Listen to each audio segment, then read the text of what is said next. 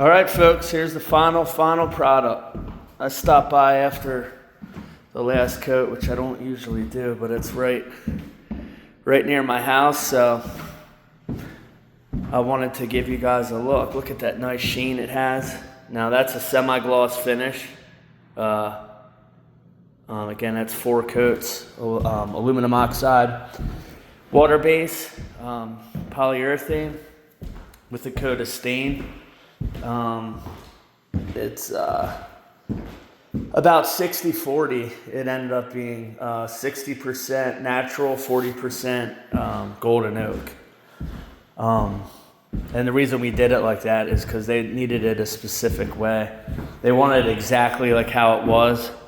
This area here wasn't in horrible shape, but they wanted it refinished anyway. But they wanted it to look exactly like how it did.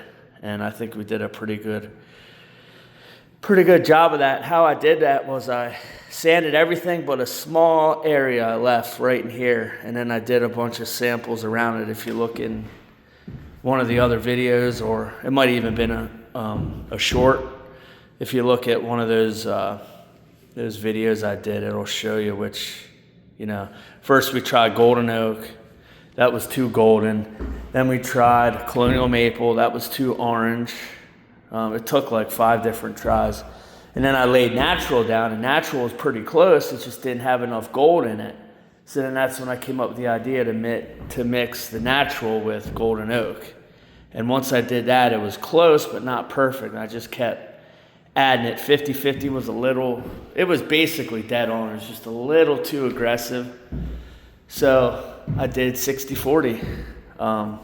Again, 60% natural, 40% golden oak. So that's how I came up with that ratio.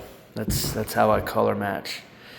I also stopped by here because I want to use this stuff here. It's basically the same color as, the floor finish that we put on. I'm going to go through and just fill in nail holes and cracks. There's not many, but there's a few. Just, final touch-ups, and yeah. Boy, I would love to see the homeowner come in here and see this, because they lived here their whole life, basically. So it's, it's really important to them for this to look right. And this is just a big project for Mike Martin and his crew, and us too, really. It only took a week to do, but it was still a lot of moving parts, especially getting this installed here and getting it to match, getting everything to be uniform. Sebi did the steps and the risers. He really did a great job. Honestly, the kids coming along pretty nice, because those weren't easy to do. Basically, we had to do them twice. We went over it, and it was like clogging the sandpaper. So when that happens, you have 2 options. You can either strip it with a stripper, which is I hate doing because it's basically acid, and it just burns off the finish. You get it on your skin and stuff, it'll burn your skin right off.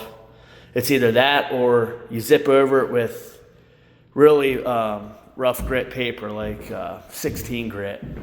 Zip over it, get the waxy stuff, the top coat off, and then go over it again. So it's basically like you're doing the steps twice. So that's how we did it. I went through each step and riser and just zipped over and got all the gummy stuff up. And then he was able to, once I got the top coat off, he was able to do a restoration then. So yeah, that's where we're at with it.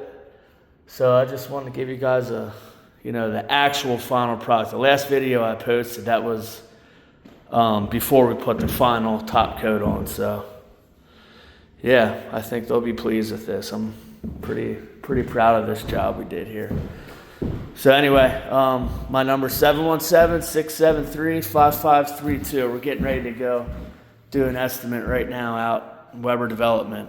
The old Ziegler farm there, we got to go look at. So again, if you guys know anybody that needs flooring work done or any kind of restoration, give them my number, please. And again, my number is 717-673-5532.